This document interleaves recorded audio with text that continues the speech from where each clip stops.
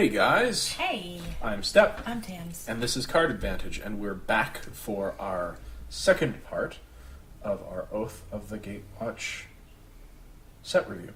I'm excited to see what's upcoming. So last time we did the creature spells, and this time we're doing the non-creature spells and lands. And when we're done this, you should have everything you need for your pre-release, which is coming up this weekend. So excited. Yeah, me too. Oh my gosh, so excited. So, Shall we jump right in? If you didn't watch the previous episode of this set review, there are a few things that you need to know.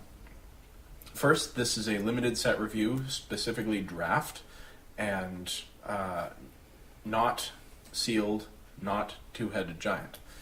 Although we might touch on that if there are spells that or cards that specifically work better for one of those formats. Second, that we are going to be rating all the cards in the traditional A to F rating system. It's what's popular, it's what people understand, and it's what we've decided to use.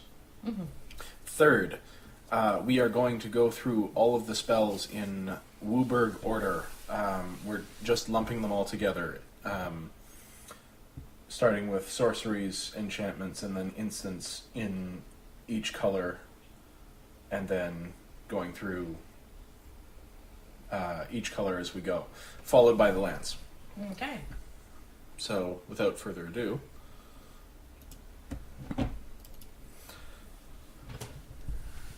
Dazzling Reflection is our first... Oh, we're starting with the instants. That's why I gave you the weird look, but I thought we were doing instants first. Well, apparently we are.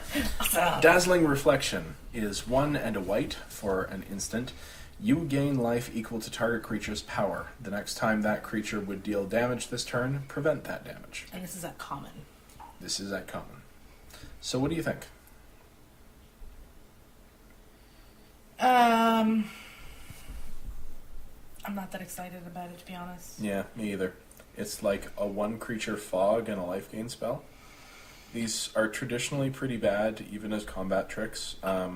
The one place I could see running it is in a green deck or an Eldrazi deck, where you've got a big creature that... Yeah. I see another place where it would work well is in a Gain Drain deck. Oh, you gain life equal... Yeah, never mind. This card is just pretty much bad. But it works if you are running the every time you gain life, they lose that much life. That could be a place to put it. Sure, but what if you don't have those effects? Well, then you're not going to run it. Like, what if you have them in the deck, but they're not on the field? Well, it depends what kind of, how dedicated the deck is. I'm saying that could be a reason to 23rd card it. I guess. Especially if it, no, I guess that's in black and white. I was going to say if it enables the new mechanic. Surge? I guess. I just think there's better Absolutely things to better do, things, yeah. and this isn't a surge color. No, that's what I was just saying. No, that's black and white. So Yeah. no. So yeah, that's the only time I would really think about it. Alright, so are we, what, D minus? F? I'm D'ing it. You're D? I'm D. I think I'm an F. I mean, I might act... Well, that's fair. D minus for me. I might run it if I was really light on playables, but... I would 23rd card it if I didn't get a lot of removal and, the and you draft goes south. poo. Yeah. Alright. So it's just not that great. Carrying right along. Something better. Hoping, crossing fingers. Well... Immolating Glare. Okay. This is another Ooh. 1 and a white for an instant. Destroy target attacking creature. Definitely better. Definitely better. Still situational. I tend not to like these effects because it doesn't say attacking or blocking creature. So this only works on the defense. And I tend to be beating down or like to be beating down. This is a control card. Oh, for sure. That being said, in a control deck, it's pretty It's good at what it efficient. does. It kills anything for 2 mana. It's great against those great big Eldrazi. That's true. So, yeah. So myself would call it a sideboard card, but that's just the decks that I like to play. It's actually probably like a C minus. For me, this is gonna surprise you, but I will tell you my thinking. Okay. I would give this a solid C, maybe even a C plus. Okay. In this set, I am even more aggressive a player, generally speaking, than you are. Like, I really like the aggressive decks. Uh-huh. However, there are so many crazy big things in here. There's so many things to worry about that attack. I would probably run one in my deck, and I would probably put it at a C. Okay.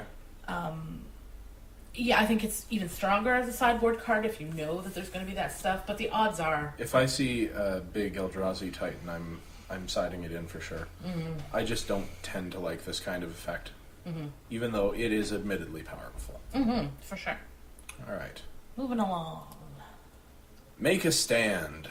2 and a white. For an instant, creatures you control get +1/+0 and gain indestructible until end of turn.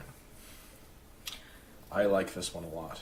It says creatures and not singular, so Yep.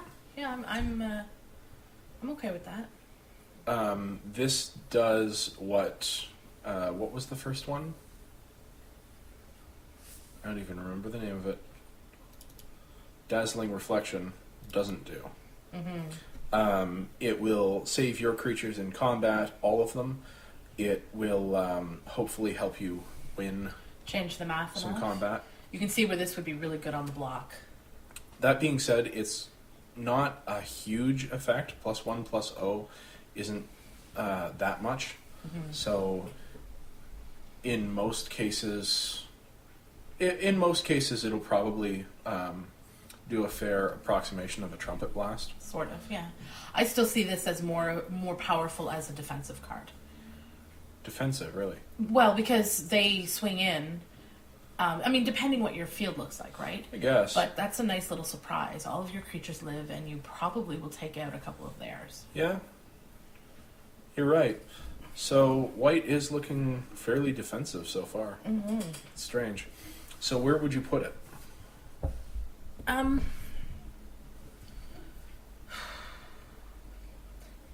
Just to see. Just to see? Just to see. I would probably run one for either aggressive or defensive. It works both ways. I think but- the first one's probably a C+. You think so? I don't think I want more than one in my deck. Yeah. Although, if I'm running a lot of small creatures, then maybe I do. Because, again, it has the Trumpet Blast sort of effect. Well, I'm curious to see, because I don't know yet, how many other Trumpet Blast Mimic cards there are. And if this is the only one, then I think it becomes a little bit better. Okay. Alright. Mighty Leap. We know this one. Yeah. 2 mana. It's from M15? It's from even further back. It's been reprinted several times. Yeah. So target creature gets +2/+2 and gains flying until end of turn. I think I overdrafted this the last time it came around. I really, really liked it, and Yeah. I've used it in Cube as well. Yeah. It's a fun little way to get in that damage. It can help you get in the air, and it can help you take something out that your opponent wasn't expecting you to. Yeah. With the amount of 1, 2, and 1 and 2 toughness flyers in this set, you could even launch one of your walls in the air. Yeah. I like it quite a bit, I think, in this set. So I'm probably just going to put it at a C. Yeah. But it's a solid. And I will combat probably trick. draft it again way more than Yeah. I probably should. I really like the card. All right. Searing Light is single white for an instant. Destroy target attacking or blocking creature with power 2 or less. So I like this one better, I think, than what was the other one? Immolating Glare. Mm-hmm. But it does only work on creatures with power 2 or less, which aren't really that threatening. True. So then we look at it and see, is there any way else it can be Anyway else? Wow, that was really well articulated. Is there any other way in which this card can be utilized? Well, how else would you utilize it? If you're running a red-white deck, it enables Surge? yeah, I don't that's think I'd add a card to my deck just to get a Surge trigger, unless it was planning on actually killing something. But, well, I mean, it could take out tokens, but that's not a very good use of an entire card. It can take out flyers. A lot of flyers are 2/1s or whatever, or 2/2s. so it could be efficient in the sideboard. Yeah, I think I'd probably main board one.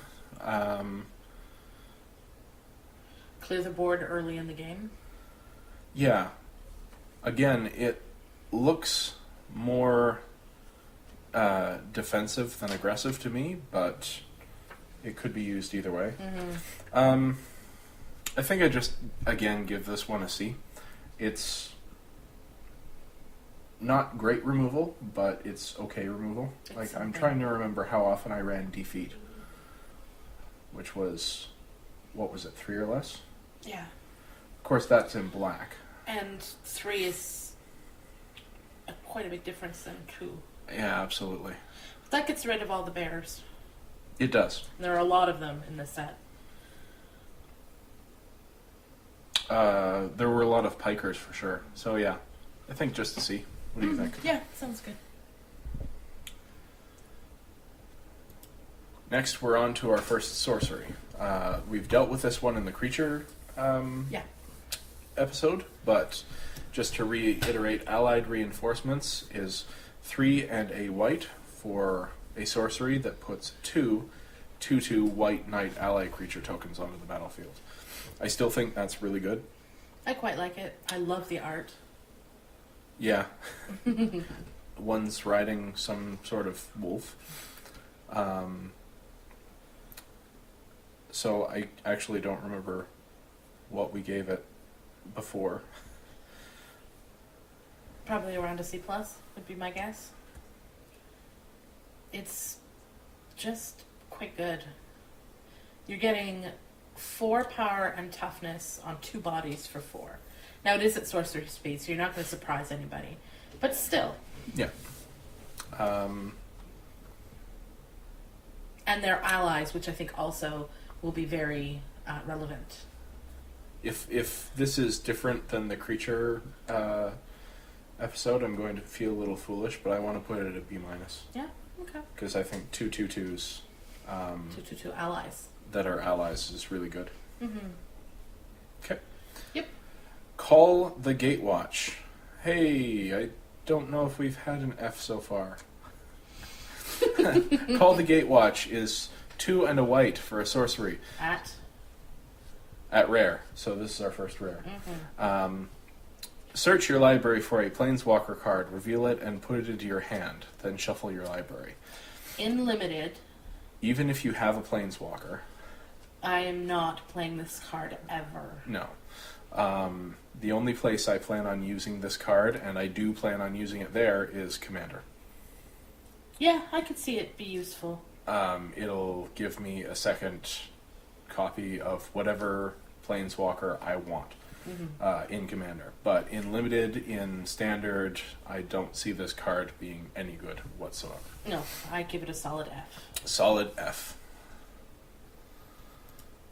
Shoulder to Shoulder. This is a 2 and a white for a common sorcery. Support 2, which is put a +1/+1 counter on each of up to 2 target creatures, and then draw a card. So it replaces itself.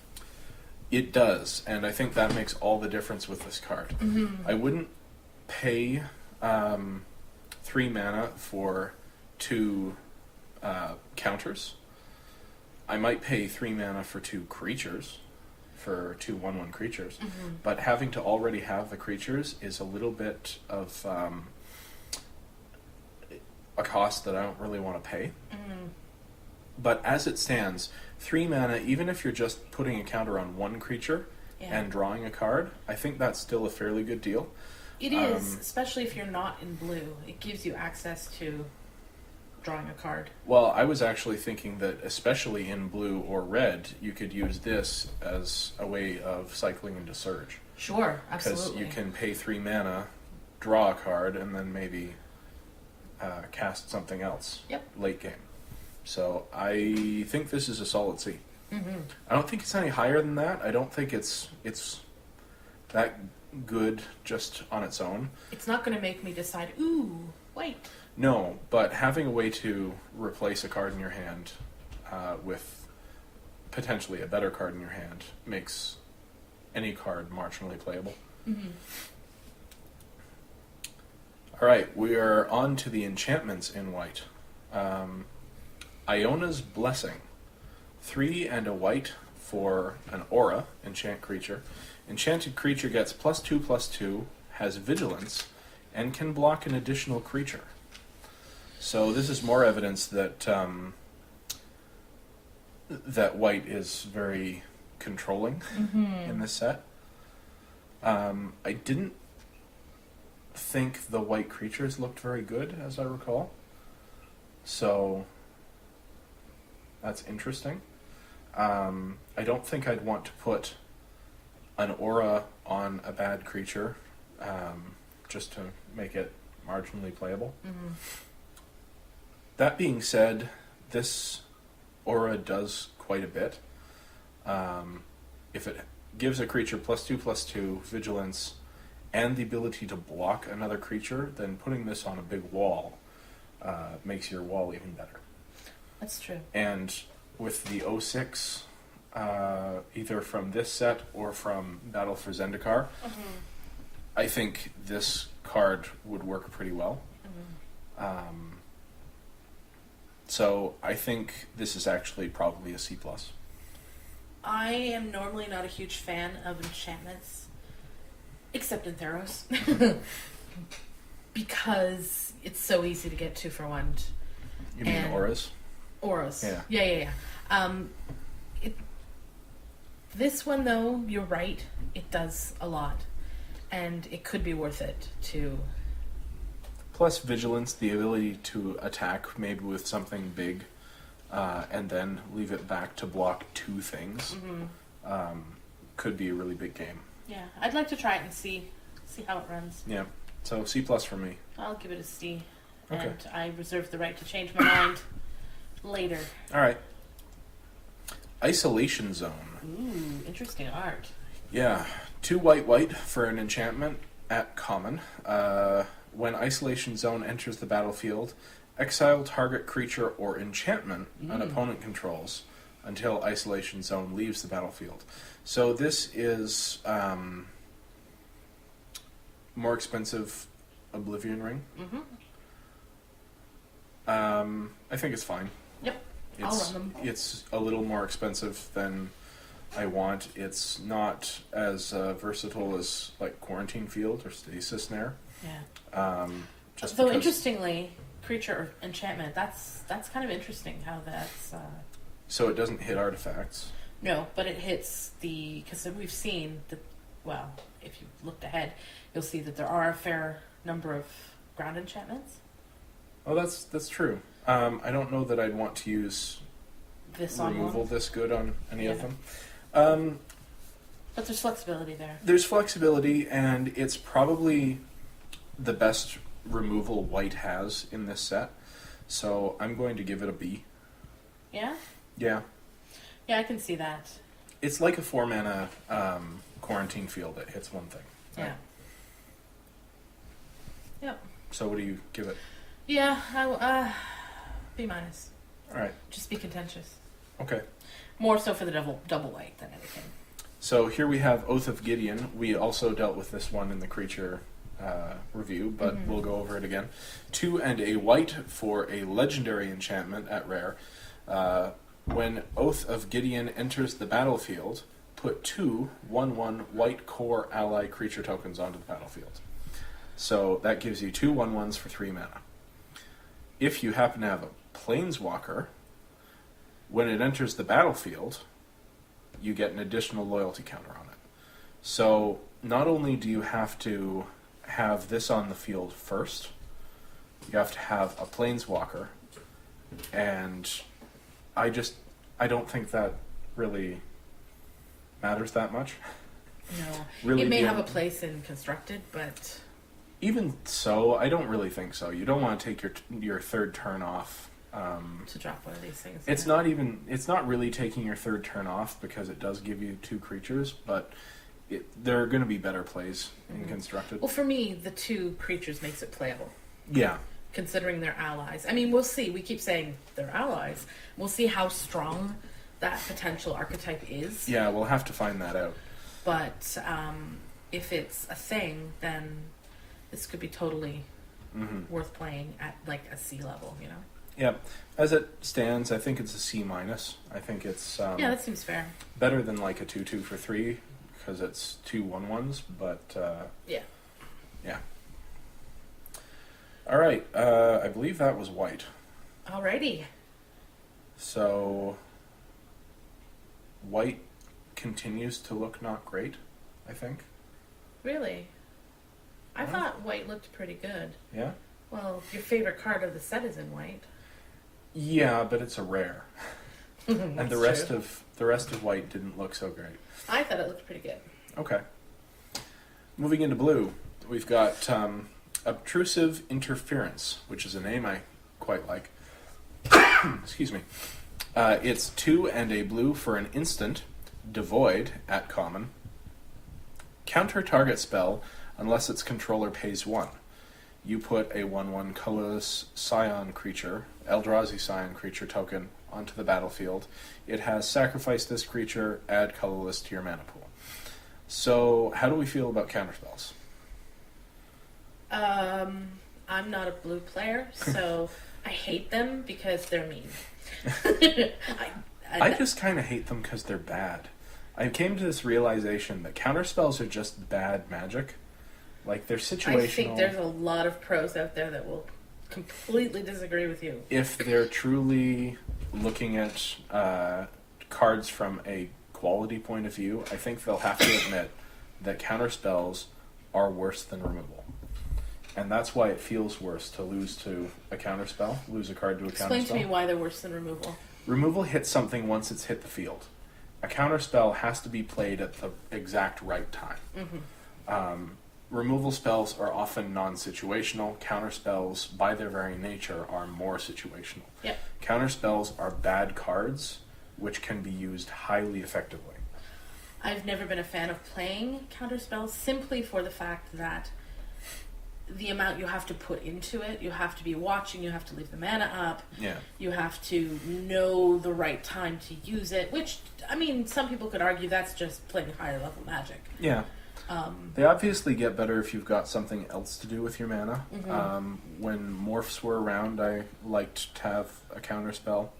I play certain counterspells in Constructed in my sideboard. I was going to say, let me ask you this, do you play counterspells? I've almost never played a counterspell in Limited personally. No? So take that into account when you hear my rating for it. But And bear in mind, too, that we are talking limited. We're not talking a constructed deck. Carefully crafted around. True. Alright, so what do you think about it? It does give you a Scion, which can give you colorless mana, which is good. It is an efficient counterspell as far as that goes. It's single blue, 3 mana, and you get one of those mana back in a 1/1 creature, so that's pretty good. All in all, I guess I'd put it at a C-. It's not as good as a creature, but it's better than a 4 mana counterspell or a double blue counterspell or something Yeah, like that. I think it's perfectly fine. If you're a mean blue player and like to play counter spells, Yeah. So where do you put it? I put it at probably around a C. Yeah? Alright. Excuse me. Comparative analysis. Okay. This is one I like quite a bit. I'm not sure how good it is, but I like it. Okay. 3 and a blue for an instant at common. Target player draws 2 cards. So it's an expensive divination. but its surge cost is 2 and a blue.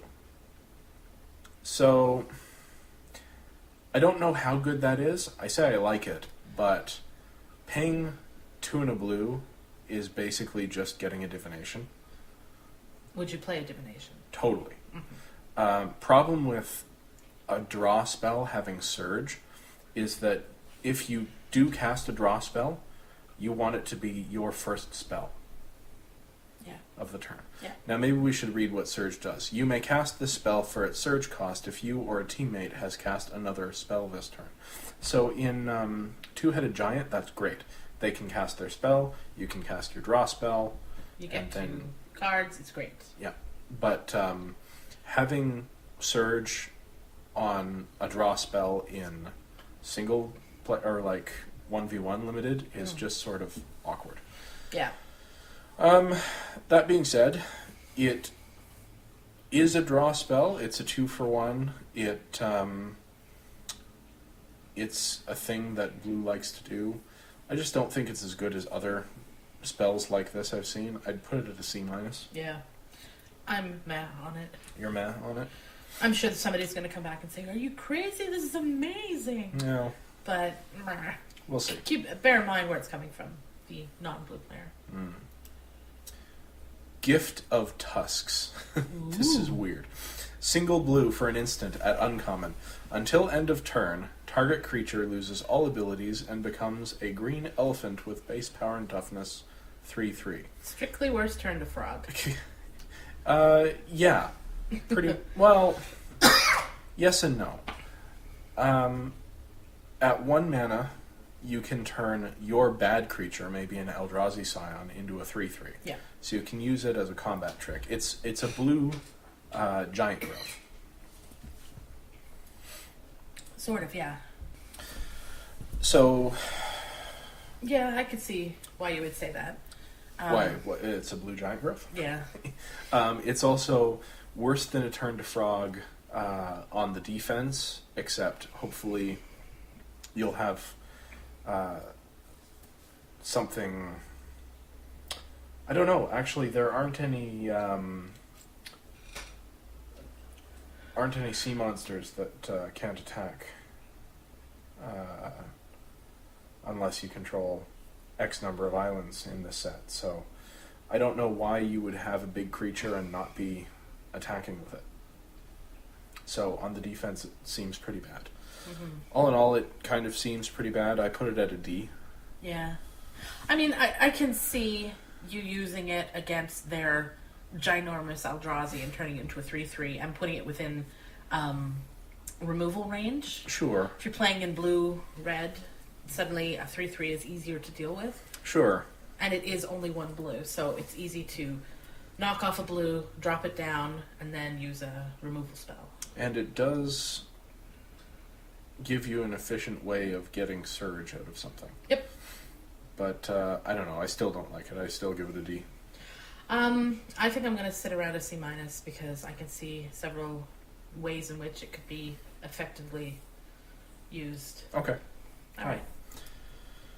Grip of the Royal is 2 and a blue for an instant. At uncommon. At uncommon. Tap target creature. It doesn't untap during its controller's next untap step. Draw a card. So You also forgot about the search part. I want to deal with the fact that it's all right. 3 mana tap 1 creature spell, which is not that good.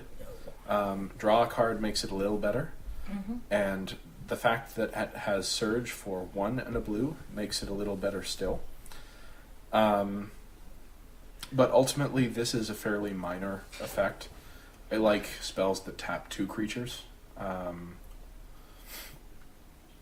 I don't know, it doesn't untap during its controller's next untap step, so that's pretty good. It gives you two hits with something unimpeded.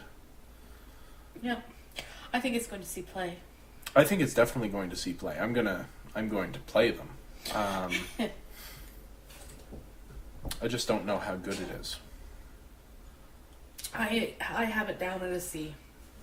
I have it down a little lower at a C-, but that's probably wrong. It does get you a card back. Yeah. And I guess having this and a counterspell in hand is a good combination, because if they don't play anything you want to counter. For me, what I was looking at was, if you're behind, this is a good card. You can tap their big creature that's beating you down and draw a card, giving you a little more chance. It's true. It to almost catch gives up. you an extra turn, sort Yeah. of. So, yeah, I think All it's right, okay. I'll give it a C then. You've convinced me. Negate. Negate is back. Good old-fashioned negate. 1 and a blue for an instant at common, counter target non-creature spell. This was the counter spell that I talk about playing in Constructed. You play this? I play this in my sideboards in Constructed against Planeswalkers and Wraths, things like that. Yeah, I think it's a sideboard-only card, though, for me. I think so too, except maybe in Sealed. Sure, absolutely, because, yeah. Because there might be things, Yeah. but we're about to see what those things are, and there certainly wasn't anything in white that I cared about countering. Yeah. So far, there's nothing in blue that I terribly care about countering. Yeah. So- I would put this as a sideboard card. Yeah, I'm going to give it a D+, because Sure. it does see sideboard play, but Yeah. I don't think it's really what you want to do. Overwhelming Denial. Well, that name has potential, doesn't it? Yeah, certainly. 2 blue for an instant at rare. Overwhelming Denial can't be countered, and you counter target spell. So 4 mana counter spells are typically bad. The fact that it has Surge of blue, I don't think helps this spell that much. Obviously, in Two-Headed Giant, that is really good. That's almost original counterspell. But then again, your teammate also has to cast something at instant whenever your opponent Yeah. is casting something.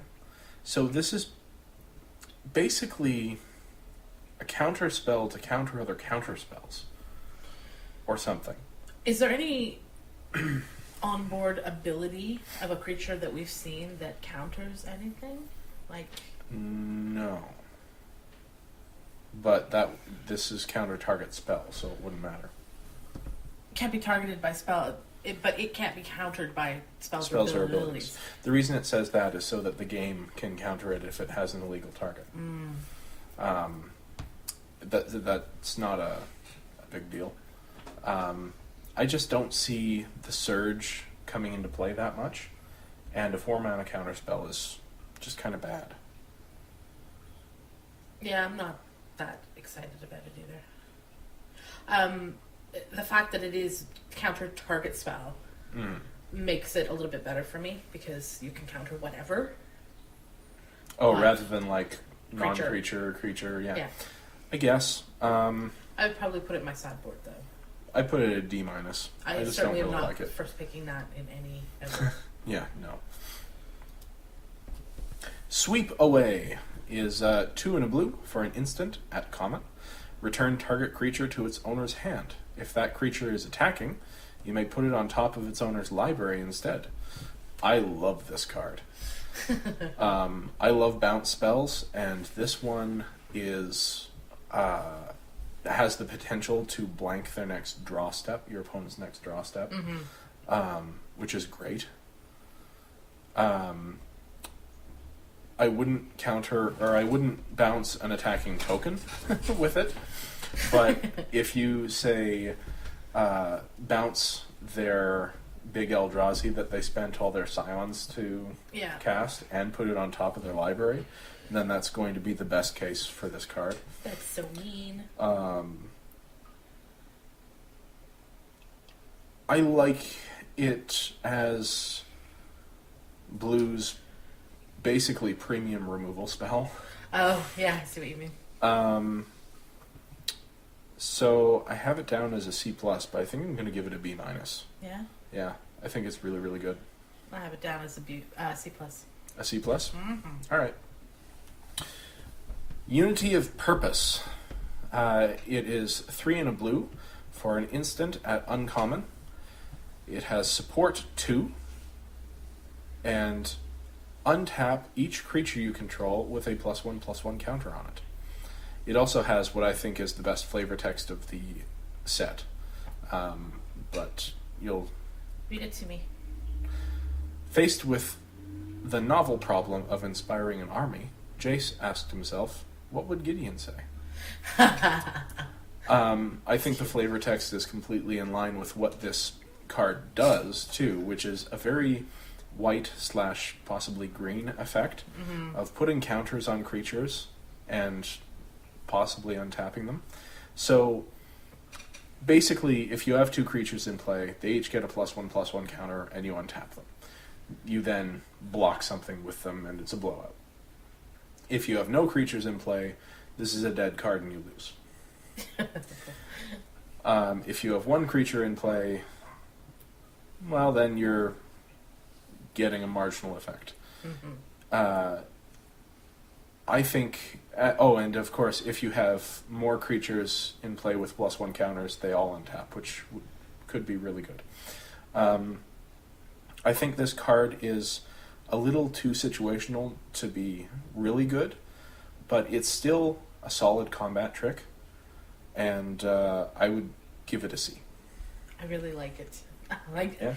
I don't know, it seems sassy. It's It seems weird for blue. It really does, and I think that's why it appeals to me. Okay.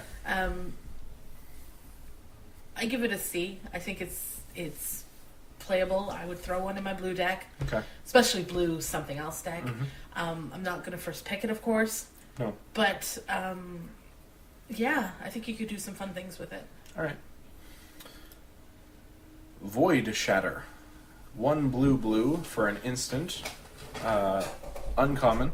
It's devoid, but in all other ways it's basically dissipate. Counter target spell. If that spell is countered this way, exile it instead of putting it into its owner's graveyard. So, of all the counter spells we've seen, I like this one the best. It's a simple 3-mana counter spell. It does exactly what you want it to without having to play any funny games or work around it. It also randomly gives you a card to process if you have any processors from Battle for Zendikar. So, that being said, it's still a counter spell, and I don't really care for them that much. They're powerful effects, but situational. I'd just put it at a C-. My opinion on this card is sure. Okay. It's probably actually a C. You can play one. Sure. Especially if you're in heavy blue. Well, if you're not in heavy blue, the double blue does hurt it, but most decks that want counter spells are heavy blue anyway. We're on to our sorceries. Ooh. And this one's a mythic. Crush of Tentacles. Why don't you read it? Crush of Tentacles. 4 blue for a sorcery at Mythic. Return all non-land permanents to their owner's hands.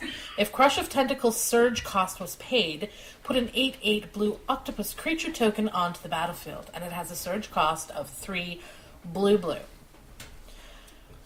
So this is where you want to have one of those, a reason to run one of those okay 1-mana spells. Yeah, totally. Because that is... I wouldn't want to cast this spell personally if I couldn't surge it. It's still okay, but all it's doing is buying you a little time, especially if your opponent's board is better than yours. True. However, you return all non-land permanents to their hand and drop an 8/8 on the board. If the surge cost is paid, surge cost, yeah. you drop an 8/8. I'd sideboard it in against a token strategy, definitely. Or if I thought I could reliably surge it, then an 8/8 into an empty board is pretty good. This evil little voice in my head really wants to try it. Yeah. I definitely first pick it and then try to build a deck around it. Okay, that said, does that mean you're going to give it an A? No. No. So this is for you a build around me card. Yeah. It doesn't have to be. It's a blue board wipe, so it fits a controlling strategy. But if I first picked it and built that sort of deck around it, I think it could be pretty interesting. So what do you give it?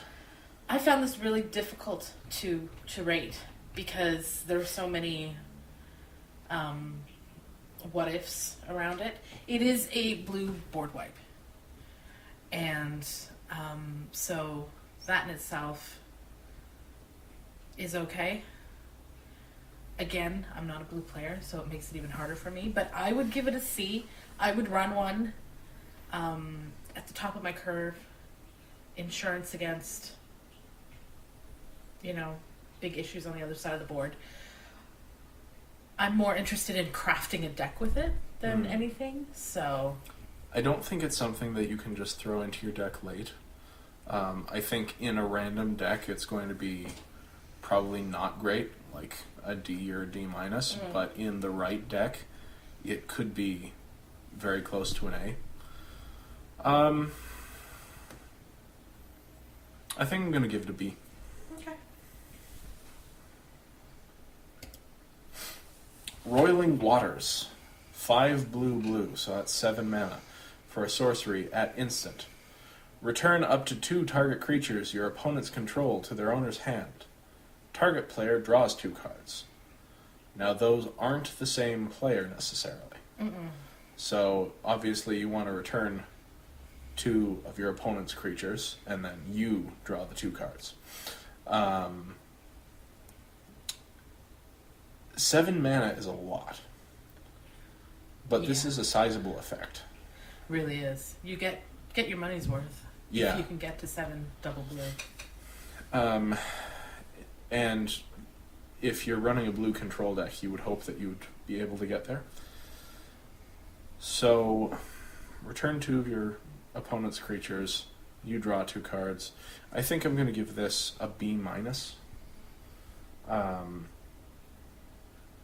It's a lot of mana, but it is a sizable sweeping effect. It sure is. What do you think? I'm right there with you. Yep. I said B minus. Awesome. Slip Through Space. This is a hard one to say. Single blue for a devoid sorcery at common. Target creature can't be blocked this turn. Draw a card. Sure. Draw a card for 1 blue. Well, no. Why? Why? See, okay. Target being creature bored. can't be blocked this turn is pretty good if you've got anything that's worth blocking, basically. Yeah. And the fact that it replaces itself makes it a pretty good effect for a single mana. We see my brain is rushing through all the cool things like this will enable surge. It absolutely and would enable surge. It replaces itself, and then I'm like, wait, if the card just said 1 blue, draw a card, would I run it? No. In this set, I think I might. Yeah? In this set, single blue mana, draw a card, I would probably put in my deck if I had good surge effects. There, right there, absolutely. So... Yeah, this is an interesting card. You definitely don't want to run this card just for the sake of running it. What you want is a big thing that you want to attack with, or a surge spell to cast, or potentially both. I think I like my rating of C+ for this card. I think it's better than a random 2 mana 2/2, but it's definitely not pulling me into the color or anything like that. Agreed. So, where would you put I it? agree with you. Yeah, right there. Alright, on to the enchantments. Containment Membrane, 2 and a blue for an enchantment aura at common. Enchanted creature. Enchanted creature doesn't untap during its controller's untap step. So this does not tap a creature down. You have to wait for your opponent to attack or have some other effect that taps a creature down, and then you can put this on their creature. That's really situational. Otherwise, you have to wait for them to. Yeah. But it does have Surge of a single blue. So, what was the card that tapped something down and it doesn't untap? I suppose we should have had that written down ahead of time. 'Cause Probably should have. If you want to spend 2 cards to deal with a single creature, well, that's not where I want to be. Not really, no. But the Surge of a single blue does make this card quite a bit better, I think. You may even want to do this before they attack with it, just to keep it from attacking and have them keep it back as a blocker kind of thing. In blue, being more controlling usually, as long as you're keeping them from attacking, that's all you really care about. I don't rate it really high. I think it's probably a D+. Yeah, I'm not that crazy about it either. It's just blah. It'll probably make a deck sometime, but it's not really. I'm hoping there's better things to do, you know? Yeah. Hedron alignment. Oh, this one's fun. 2 and a blue for an enchantment at rare. It's hexproof. Okay. At the beginning of your upkeep, you may reveal your hand. If you do, you win the game if you own a card named Hedron Alignment in exile, in your hand, in your graveyard, and on the battlefield. Oh, sweet Jiminy Crickets. It also has 1 and a blue to scry 1. That's ridiculous. This is terrible. I'm not playing a card in my deck just to scry, especially if it's not for free. I played Thassa in Theros because she was a 3-mana spell that gave you a free scry every turn and also was a 5/5 creature. Sigiled Starfish. Sigiled Starfish, sure, at least that blocks. And Yeah. Again, the scry was free.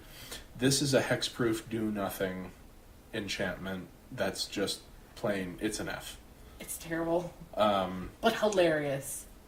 I know you. You totally want to be able to set up a deck that does this, don't you? I'm thinking about putting 4 of these in my cube. You're an evil man. With no real support, no way to get... Now, that being said, there are ways to get things exiled to set this up in this set. It's just way too much work. Don't do it. And you have to have 4 of them anyway. Yeah. Like, you're never going to get that in Limited. It's a niche constructed card, and even then, I don't think it's going to be playable. It's an F. So that was blue. Okay. What did you think of blue? It was the land of counterspells. Yeah. Pretty much what blue does. It usually is, yeah. There was some interesting stuff in there, though. I didn't like most of it. I'm not sure. The fact that blue was sort of the best color in Battle for Zendikar makes me think maybe they were nerfing it a little bit here, and I'm okay with that. I'd like to see them balance everything out. So we'll have to see. Oh, there's an oath. I forgot about the oath. Oath of Jace. All right. 2 and a blue for a legendary enchantment at rare. When Oath of Jace enters the battlefield, draw 3 cards, then discard 2 cards. At the beginning of your upkeep, scry X, where X is the number of planeswalkers you control. So, in Limited, this is going to be draw 3, discard 2. Which is fine, but not worth a card. No.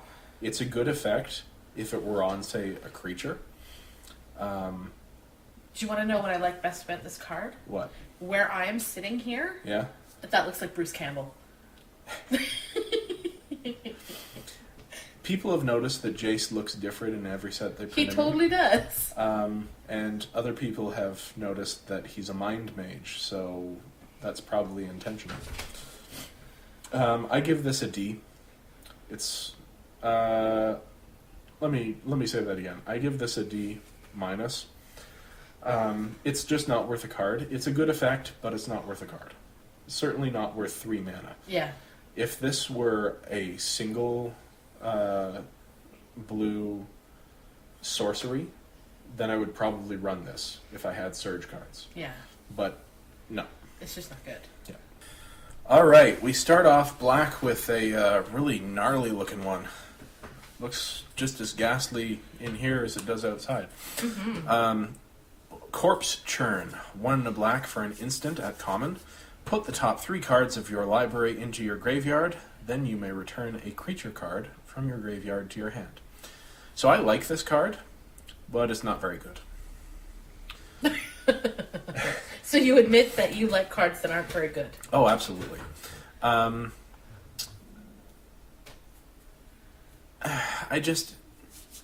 don't know that this format supports this kind of plan. Mm-hmm. There doesn't seem to be a ton of graveyard support, and putting it into your hand rather than onto the battlefield is just not really where I want to be. Not as strong as you'd like. This would probably... It's only 2 mana. Yeah, this would probably play out well in your commander deck. Oh, absolutely. There are formats where this would be good. I just don't think this is one of them. Yeah. I put Corpse Churn at a D+, because I think there might be a deck that wants it, but... Could possibly be something we're not seeing yet. Yeah, Yeah. all in all, I don't think so. Yeah, my little black heart has to agree with you. All right. Grasp of Darkness. Ooh. Okay, Nice. this is pretty. It's awesome, and we're going to read it. A Okay. black for an instant at uncommon. It's also a reprint. Target creature gets -4/-4 until end of turn. That's what we're talking about. Yeah, we don't get this kind of removal anymore. I love this card. This is a reprint, I want to say, from Scars of Mirrodin? I want to snuggle it. So it's not splashable. It's double black. Yeah. Which hurts it a little in my estimation, but also helps out black quite a bit because they're going to be the only ones that want or get it. Mm-hmm. I give it an A-. I think it's just... Really good. It's really good. Possibly a B+, but I really like it. Yeah, I am a huge black fan, Yeah. and this is... Some of the best removal we've seen in a while. I love it. It's just a touch worse than like Doomblade. Tar Snare. Ooh. 2 and a black for an instant at common. Target creature gets -3/-2 until end of turn. I like this too. For So a common. why? This is 1 mana cheaper than Weight of the Underworld Mm-hmm. for the same effect, which makes it probably playable. Yep. It's not going to hit Big Eldrazi, but then again, Grasp of Darkness wouldn't either. No. But it is going to kill a lot of things on turn 3, 4, and 5 that you want to kill. Yep.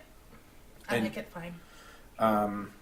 It's not an enchantment like Weight of the Underworld was. It's an instant, so you can't use it to make big things smaller.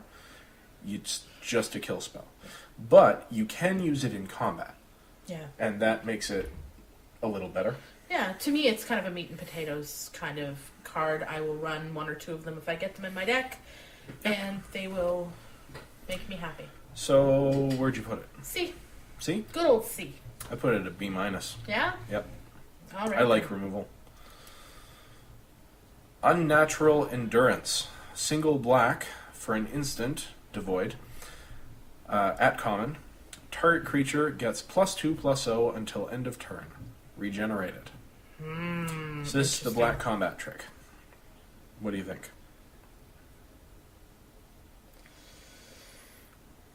I like it. You like it? I'm probably going to run it, and probably everybody else is going to be like, that's a bad card. I don't think it's a bad card. I don't think it's particularly good. I don't think it's as good as, say, Necrobite No. or... well, actually, is this straight up Necrobite? No, that gave Death Touch. Death Touch, Yeah. yeah. So this is worse. But it gets +2/+0. It's also which not can as be good relevant. as like Butcher's Glee, which gave lifelink. Yeah. But this should kill what you want it to kill, It'll win combat. and it'll save your creature. Yeah, that's what I you say I want. like it because I like these kinds of tricky trickster things. Whether or not I'm going to actually run it, if I do run it, it'll probably be a 23rd card. Okay. So I put it at a C. I probably put it at a C-, Oh. even though I like it. All right. Hey, Draft Cat, you're going. Oh, wait. He's like, no, I want to have my say. Uh-huh. It's cold and blowy and snowy outside. First, sorcery, Flaying Alright. Tendrils. 1 black for a sorcery at uncommon, it's devoid. All creatures get -2/-2 until end of turn. If a creature would die this turn, exile it instead. Oh, that's the mother of all sideboard cards against Yeah. the token deck. Well, yeah, but it also does some work against Tutus. 2/2s, X2s. Yeah. We saw a lot of pikers in true. red, and being able to exile cards en masse might very well work with processors from battle. Yep. It's a mini board wipe. I think it's going to see some standard sideboard play. I think it's fairly good in limited. These kind of effects usually are. In a control, blue-black control sort of thing. So, what sort of grade do you want to give it? Well, I sat down and looked at it, and it does get rid of bears. Mm-hmm. It also hits your stuff. True. So you have to be careful how you use it. It'll kill any scions on any side. Yeah. Yeah. But if I'm putting in a deck that I feel comfortable that my creatures either aren't at risk or it's irrelevant, I think it's pretty solid. I think it can do some really good work. I would probably put it at a C. But with the caveat that you need to remember that it hits all creatures and not just your opponents. I'd put it even higher than that. Yeah? I'd put it at a B. I think it's going to do work in the decks that want it. Fair enough. Remorseless Punishment is a good name. It's 3 black for a sorcery at rare. Okay. Target opponent loses 5 life unless that player discards 2 cards or sacrifices a creature or planeswalker. Repeat this process once. Oh. Ew. So, Ew. That's nasty. 5 mana to deal 10 damage, or have them discard their entire hand, Pretty much. or they sack 2 mediocre scions or something. Or creatures or planeswalkers, whatever they've got. Yeah. This card is obviously worse if they're going wide, because they're just going to sack their 2 worst creatures. Yeah.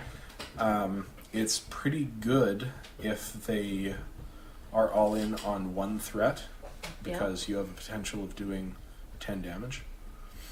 I think the time you play this spell is going to be very tricky. Like, its effectiveness is going to be dependent on when you play it. Mm-hmm. That being said, I like it. It's powerful. Mm-hmm.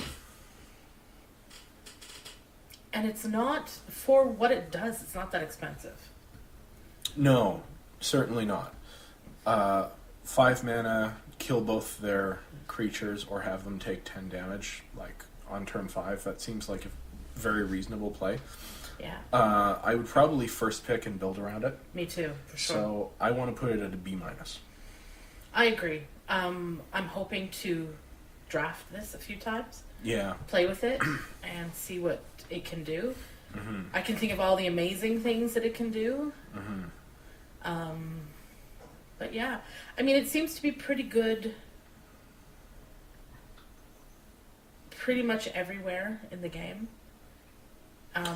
The only thing being, if they have a bunch of creatures, they're just going to sack their worst 2. Yeah, though they're 2 creatures lighter than they were. That Yeah. could be relevant. I'm just worried about the amount of scions that might be running around. Yeah, that's Or true. 1/1 core allies, you know. but we'll see. I think B- is a good place for it. All right, Oblivion Strike. 3 and a black for a devoid sorcery at common. Exile target creature. I would like to marry Ooh. this card. This is awesome. The only downside is that sorcery speed. Yeah, but that's the only downside. It's only 4 mana. It's 4 mana, kill thing. Just like, kill anything. Yep. I love it. And it's at common, too. Yeah. Yeah, I think this is probably the best removal in the set, because it hits everything. Yeah. Almost everything. Yeah. The blue removal so far has been pretty sweet. There's been some pretty nice stuff. Blue? I mean, black. Good gravy. Black, yes. So I'm going to give this a straight up A. I am so on board with that. Okay. Witness the End. Ooh. Sounds ominous. 3 and a black for another devoid sorcery at common. Target opponent exiles 2 cards from his or her hand and loses 2 life. So this is a mind rot that also comes with a bit of damage. Big whoop. At 4 mana, it's expensive, but it also comes at the right time to hopefully hit their big things they have left in hand. Yeah. If you play it on curve, it's pretty good. And if you top deck it late, at least it's not completely dead because they do lose 2 life. True. But I don't tend to like these effects very much. What do you think? Late game, when their hand is empty, it's 2 damage for 4 mana, which isn't great. I want to try it and see how it feels. To me, I would probably rate it around a C- or a D. Okay. But I want it to be good. Like, I want to get it early and curve out with it and get rid of... They're big cards, yeah. Yeah. I'm going to give it a C-ish. A C. Because I like the fact that it's not just dead. Yep, Like, that's true. You can always... Just 2 damage isn't great, but whatever. Untamed Hunger. Ooh, look at that. 2 and a black for a common enchantment aura. Enchanted creature gets +2/+1 and menace. I like this one quite a bit better than I liked the white version. Yeah? Menace is menacing. Whoa. Yeah. Yeah, I like menace quite a bit. It's a 3 mana enchantment. And there is some really good removal in this set. So that makes me a little hesitant. That said, if you're running black, hopefully you're the one that scooped up all the good black removal. Yeah, well, we can hope. I think I prefer the white one because it plays better in a longer game deck, and aggressive decks tend to be susceptible to opponent's removal anyway. So I'm not going to rate this one very highly. I'm going to give it a D+. But what do you think? I'm going to give it a C- and try it and see how the menace works. Because I found that menace was a really good mechanic. Okay. So we'll see. Okay. Again, I'm not a huge fan of plunking an enchantment onto your creature anyway. But we'll see. Visions of Brutality. 1 and a black for an enchantment aura at uncommon. Devoid. Enchanted creature can't block. Whenever enchanted creature deals damage, its controller loses that much life. I like this one. It's cute. It's sassy. Yeah. It's really weird, but I do like it. It's basically removal. It's a black pacifism. Yeah. Like, this is a black pacifism effect. Yeah. And that's cool. they can continue to attack with it. Yeah, if you want to swing at me with your 15-15, you're going to take the same amount I am, except I can block mine. Yeah, except I can block it, right? Yeah, I like it. Yeah. It's really fun. And it does take a creature out of combat, or out of blocking combat. Mm-hmm. So I like that quite a bit. I think this is actually a B+. I agree. Yeah, it's really neat. Yeah. And the art is gnarly. It's pretty cool. All right, so that was black. Sweet. Black looked really strong. I thought so too. Black has some awesome removal. I'm really excited to try black. Yeah. Yeah, if I open any of those common or uncommon removal spells, I'll be very happy. Mm-hmm. All right, red. Our first instant has a cute little goblin with gangly little arms. Brute strength. 1 and a red for an instant at common. Target creature gets +3/+1 and gains trample until end of turn. I like this one. I like trample. I think 1 and a red is the right price. Titan's strength did not give trample, but you got a scry, right? But this gives trample, which means that you can get, a big Eldrazi through with trample. Or you can win combat and maybe do 1 or 2 to your opponent. Like, it's giving a bump of toughness, not a big bump, but 1 is... A little bit. Is enough, usually. Or can be.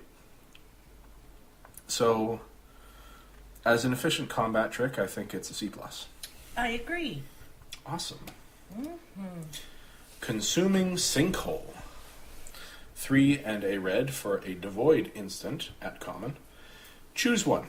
Exile target land creature, or Consuming Sinkhole deals 4 damage to target player. That's interesting. Yeah, it's interesting. I think it's sideboard only, basically. It's a 4-mana lava axe that deals 4 instead of 5, so it's like, that's fine. Yeah. If you see a land creature, then you can totally bring it in. If they're running the Awaken deck or whatever. Sure. So as it stands, like in main deck, I'd just call it a D. Agreed. Maybe a D+. Agreed. It's not great, but bringing it in out of the sideboard is amazing. Could be amazing. Expedite. I have some of those in my dining room. Expedite, single red for an instant at common. Target creature gains haste until end of turn. Draw a card. So this type of card is usually terrible. This effect is not worth a card. But then again, you're not spending a card on it. You're spending a single mana. Yeah, and it's, for me, and that's just it, right? And it's in red, so it's situated to help if you want to... Surge. To surge. Which is exactly why it's there. Yeah. The awkward thing about it is that you if it's a surge creature, you can't give it haste. So it's like you have to cast something, and then give it haste, and then cast another surge spell.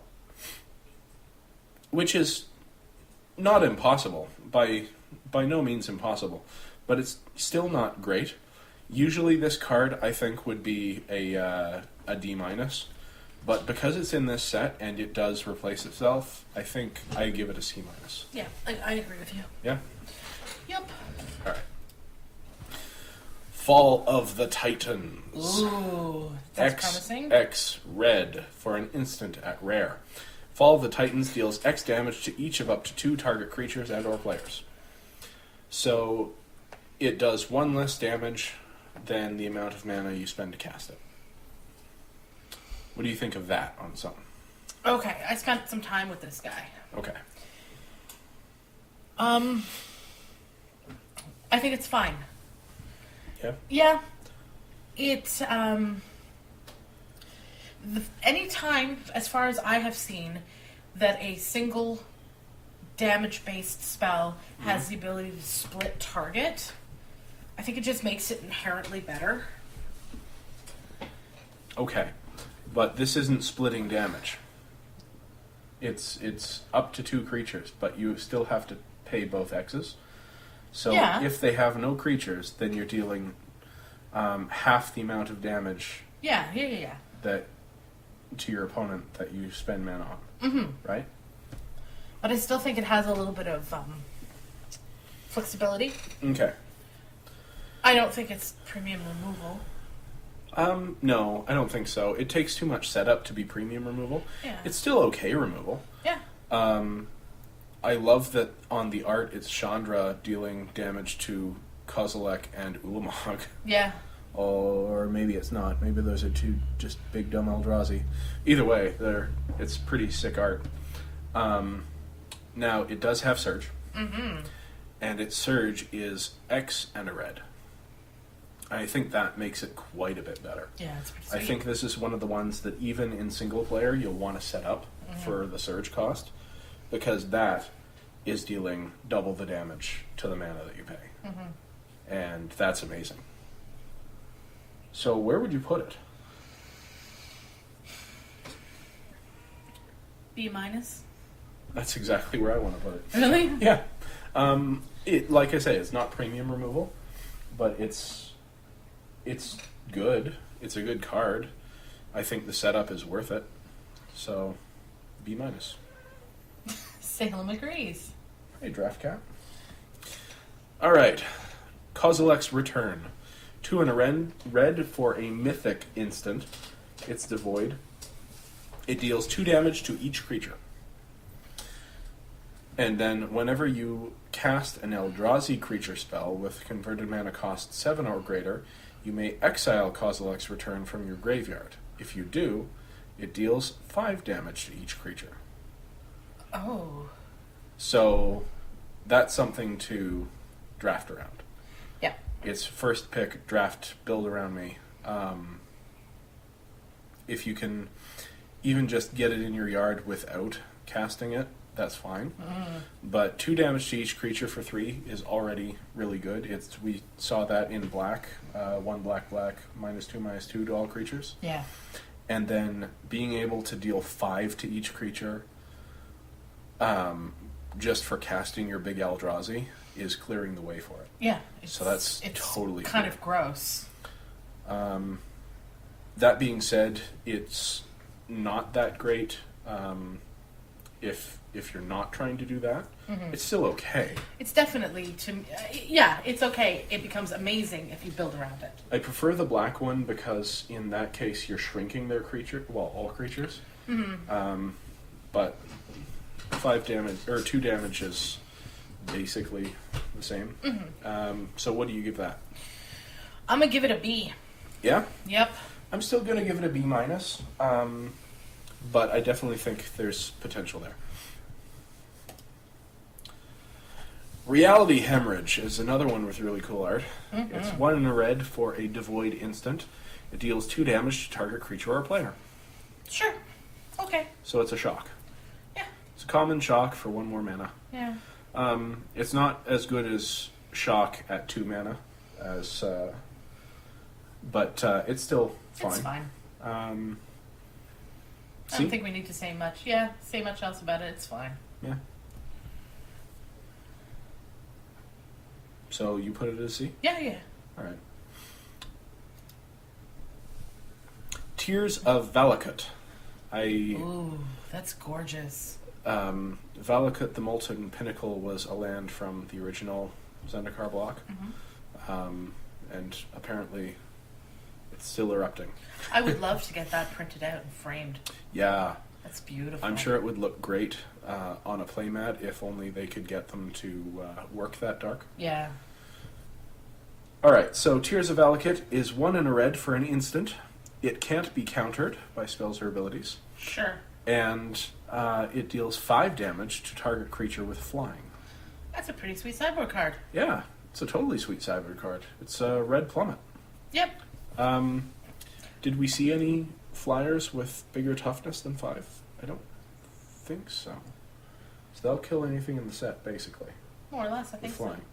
I think this is pretty good. I don't think I even want to grade it for main decking it. I think in sealed you probably will. I don't know. Maybe in sealed, I still don't think I would main deck this unless I needed playables, because it is a really good sideboard card. But there aren't enough. It's not like in Dragons of Tarkir where there were just dragons. There were flying dragons, but there's a lot of flying. big flyers. Flying in this set, yeah. So you could. I still think I wouldn't, but Yeah. it's our sideboard only card because it's either an A or an F depending on how you play it. yeah. Yeah. Boulder Salvo is our first sorcery. It's 4 and a red for a common. It deals 4 damage to target creature, and its surge is 1 and a red. Sounds good. So this is one that I definitely want to try to set up for surge if possible. You can still play it at 4 damage for 5 mana. It's fine, you know. But it's really good at 1 and a red. Yeah. So it won't hit players, No. but it will take out something fairly sizable. And if you can set up the surge, then that's a really good turn. It would probably still be turn 5, but you're playing a 3-drop and a Boulder Salvo. So what do you think? A C. A C? Yeah, maybe a little higher. I don't know. I had trouble with this one. You had trouble with this one? Yeah. I'd put it at a C, I think. Yeah. I would like it better if you had the option of creature or player. Yeah, then it would be quite good. But common... But I still think 2 mana for 4 damage to a target creature is still pretty darn good. If you can set that If you can set it up. Yeah. And then if you can't, then it's still okay. Devour in Flames is 2 and a red for a sorcery at uncommon. As an additional cost to cast it, you return a land you control to its owner's hand. So that is an upside in the right deck. Yeah. Because you can then trigger landfall. Yep. If not, it's not that much of a cost. You No. put yourself behind in the early game, but in late game, you're not necessarily making your land drops every turn anyway, so it doesn't really matter. That's fine. And it deals 5 damage to target creature or planeswalker. That's pretty sweet. Yeah. I really like this one. It's quite a bit better, I think, than Boulder Salvo. I gave this one a B+. Yeah? Yeah. B. B? All right. Press into Service. He's got a goblin mind melding with a thrall there. Oh yeah, this one. This card. 4 and a red for a sorcery. Support 2. And then gain control of target creature until end of turn. Untap that creature, it gains haste. So it's an act of treason, a threaten? Yeah, a threaten effect. Now, you support before you put the counters on, so you can't support the creature you steal, even if you wanted to. But you probably wouldn't want to anyway. No. It is sorcery speed, like most threatens. And at 5 mana, it's a little expensive. It's pricier because usually that sits around 3. Yeah, but you don't get the support with that. Yeah. So... If there's a way to sack creatures, this becomes... Did we see any real sack effects? I think... Well, there's a couple of sack outlets in Battle for Zendikar, but I'm not sure what to think about it here. All in all, I'd say this makes for like a C-. Yeah, I'm definitely going to try it because I really love stealing creatures. It's super fun. But, yeah, it's not as cheap as I would like. Okay. Spark Mage's Gambit is 1 and a red for a sorcery at common. It deals 1 damage to each of up to 2 target creatures. Those creatures can't block this turn. So all of the red instants and sorceries have been sort of combat related. Well, damage related. Which isn't really surprising. No. This one, 2 mana for 1 damage to 2 creatures could be really good. We saw a lot of pikers, especially in red, so if you come up against another red player, maybe. I think this is mostly a sideboard card. I don't really like it that much. What do you think? It's at sorcery speed.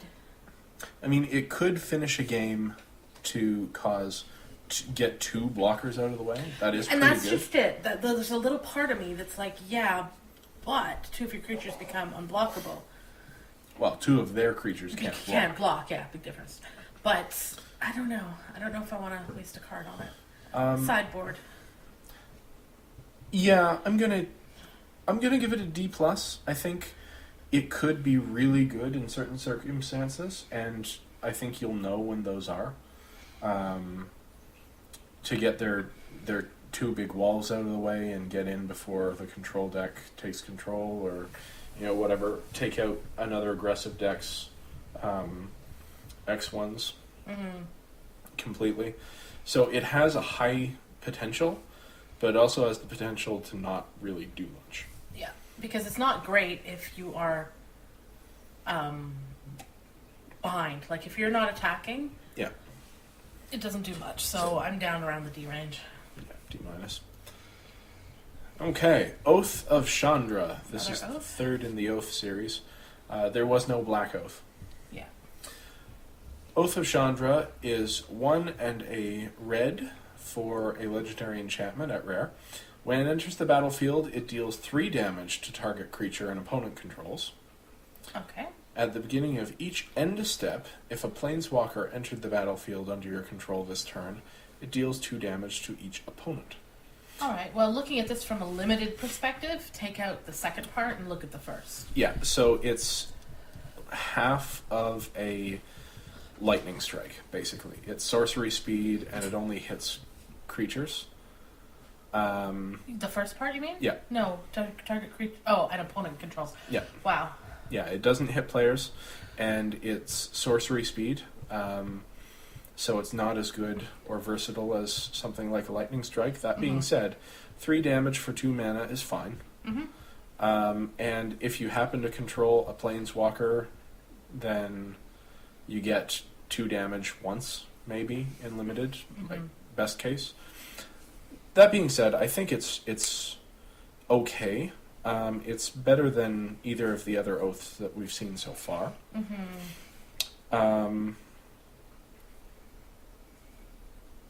C+. I'm going to give it a C. Just to see? Just to see. I don't want to have to run it unless I have, unless my removal isn't fantastic. I'd rather run something different. You wouldn't deal 3 damage to a creature for 2 mana? Yeah, but at sorcery speed. Yeah, I don't know. Alright. So I'm at a C+, you're at a C? Yeah, it's fine. Alright. Pyromancer's Assault. 3 and a red for an enchantment at uncommon. Whenever you cast your second spell each turn, it deals 2 damage to target creature or player. So, 4 mana, do nothing. Next turn, cast 2 spells, and it shocks something. I think it's bad. Yeah, I think unless it's put, and again, this would probably not be in limited, put into a deck that is going to kind of exploit having mostly spells. Yeah. Non-creature spells. It could be a creature spell. Oh, well. But you have to cast 2 of them. You need to be running a lot of low-cost stuff. Yeah. In some sort of constructed machine. I think maybe do even things. in limited, you're going to know if this is going to do enough in your deck. If you're running a ton of either red or red and whatever low-cost spells... that draw cards. Yeah, all of them, whatever. like, but I think otherwise it's pretty much not yeah, worth. I still don't think it does enough. Not worth it. And it doesn't work in Two-Headed Giant with Surge because you have to cast the spells. Yeah. So I think this is just an F. I gave it a D- because I think there may be some sort of is it shenanigans Okay. in which somebody's going to use it and it's going to be... Yeah, that's fair. And that's red. So what do we think of red? Midland. It throws a lot of damage around. Yeah, I think it was kind of middle of the road. There wasn't anything I was super, super excited about. Yeah. But it was okay. Nice support for the aggressive creatures that we saw. Mm-hmm. So far, white and blue looked very controlling. Black looked kind of mid-range to me, and red looks very aggressive in this set. For me, if I pair red with black, you're going to have a fairly nice removal speed. Yeah, that's true. And some pretty beefy creatures, too. Yeah. So. Okay. Moving on to green. Our first instant, Elemental Uprising. 1 in a green for an instant at common. Target land you control becomes a 4/4 elemental creature with haste until end of turn. It's still a land. It must be blocked this turn if able. Well, that's interesting. Yeah. This does a lot of different things. Mm-hmm. And in my opinion, does them quite well. You do have the chance of being taken off one of your land drops if, they just block with something bigger. Mm-hmm. But on turn 2, this basically does 4 damage to your opponent's face, which is fine. Mm-hmm. It doesn't develop your board at all, which is not fine. But later in the game, turn 6, this could work with Surge cards in the red-green deck. Mm-hmm. Later game, when you already have your lands down that you care about, Yep. it's suddenly a free creature for a turn. Yep. So It's pretty cool. it's got some versatility. I don't think it's amazing, so I give it sort of a C-. Mm-hmm. But I wouldn't mind running one. I gave it a C because I'm kind of interested to see with the new way that green is kind of filling out a little bit. Mm-hmm. Yeah, I guess we should mention that this is going to be the telling point for green. Yeah. Because the creatures looked fine, but It not looks fairly amazing. good. So, lead by example. 1 in a green for an instant at common. Support 2. Period. So what do you think of lead by example? I'm not crazy about it. There was something similar in, I think, in the cons block somewhere that was put 2 +1/+1 counters on a On a single thing? Yeah. So but, this spreads them out. Yeah, and if you are in the Surge deck, it is something cheap to do. So green-red or green-blue. Mm-hmm. Yeah. It's okay, I guess. Yeah, I think it's just a D. I Yeah. think there are better things to do. Yeah, It does have really good art, though. of course it does. We've discussed this already. All the bad cards have good art. Yeah. Natural State is a single green for an instant with pretty cool art. Let's see if it's a bad card.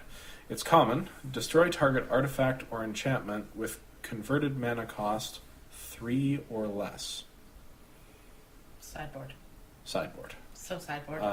I don't think there's enough enchantments that you would care about killing in the main deck. Mm-hmm. If you see anything that you do want to kill, you can always bring it in. Yep. It is efficient. For 1 mana, yeah. But I don't say that it is a Surge Enabler because you need a target. It's not like a spell that you could just It's not cast. only you need a target that has a specific Yeah. thing about it. It's Yeah. 3 or less. So it's a little too Yeah. sideboard. Sideboard. Pulse of Murasa is 2 in a green for an instant at common. Return target creature or land card from a graveyard to its owner's hand. You gain 6 life.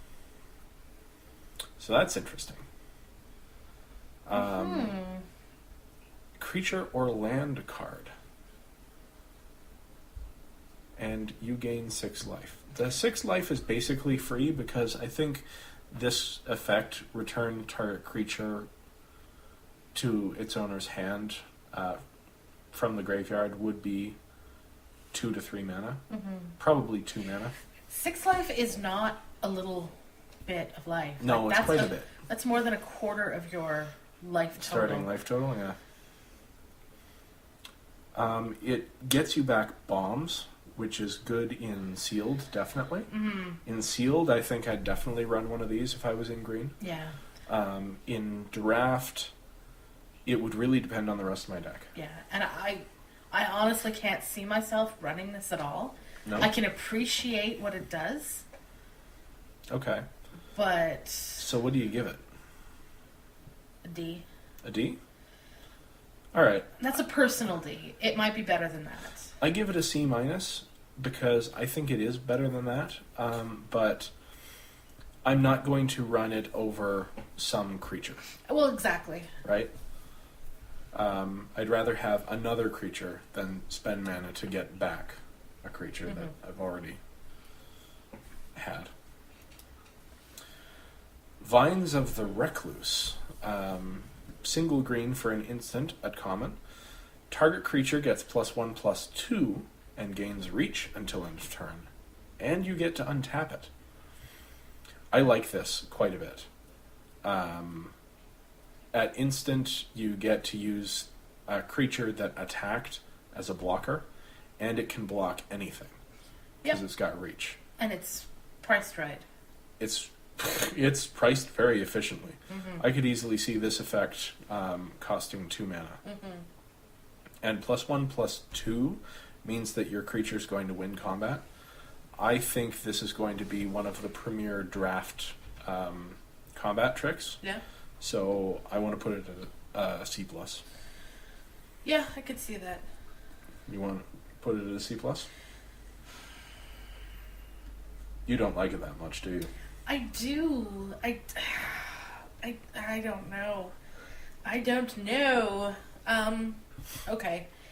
If you're running green and you're running, I think it's excellent mono green. I think if you pair it with red or black, it becomes a little less necessary. I want to do this with an Eldrazi. You're just mean. Yeah, I am. I put it at a C. At a C? Yeah, Alright. I Okay. Nisa's Judgment is 4 in a green for a sorcery, support 2, and choose up to 1 target creature an opponent controls.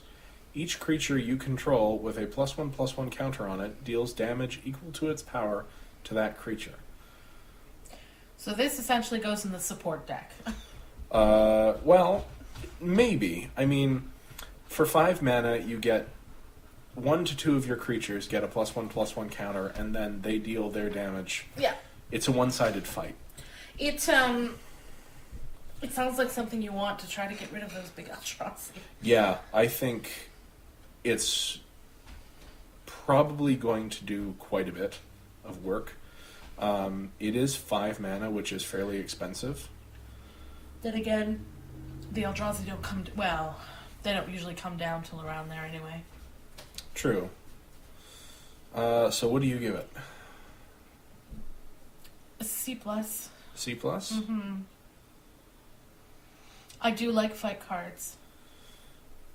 I'm going to give it a solid C. It's expensive, but it has a big effect. The problem is if you have 1 creature or no creatures, then it doesn't do much of anything. That is true. But you hope that you have But creatures. yeah. I'll give it a C. Okay.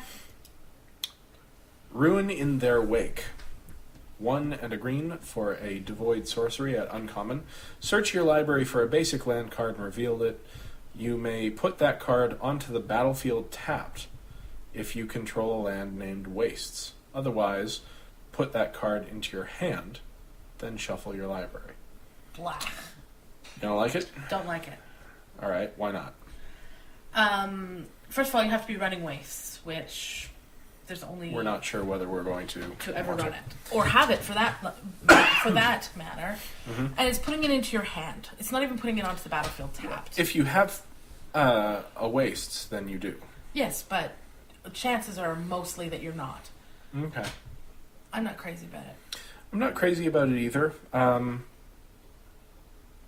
It does ensure it's a cheap way to get landfall. That is true. So I think it's okay. I think it's a C- for me. I think I'll probably run it sometimes. And, of course, the art is really cool. So where do you put it? I'm still contemplating your landfall comment because you're only going to get it if you have wastes. Otherwise, it goes into your hand and it has to drop. Right, so you get your landfall trigger the next turn. So it's a way of keeping land in your hand. Yeah, I can see that. Thinning your deck a little bit. I get that. I don't really like it. Okay. D+. D+? Yeah. Why not a D-? Because I like it better than that. You're still getting a land. It's still a devoid card. All right, fair enough. Bonds of Mortality. Mm-hmm. 1 in a green for an enchantment. Uncommon. When Bonds of Mortality enters the battlefield, draw a card. So I automatically like that. Let's see if it has any sort of a reasonable effect. Creatures your opponents control, you can pay a green, and creatures your opponents control lose hexproof and indestructible until end of turn. So, sideboard? Yeah. Because it's not worth a card on its own. No. And there's not a ton that has hexproof. There's the 5/5 flyer. Right. And or indestructible for that matter. So I don't even know that you're going to ever use it. It's repeatable, so you can do it every turn, which is cool. If they have things that fall into that criteria, which there's not a lot of them. Right. It replaces itself, which is cool. I just know that I'm looking to side it in against that Sphinx that we really liked. Yeah, but that's pretty much it. Yeah. So, sideboard. Yeah. Oath of Nisa. So this is the last in the Oath cycle. Single green, it's the cheapest Oath to date.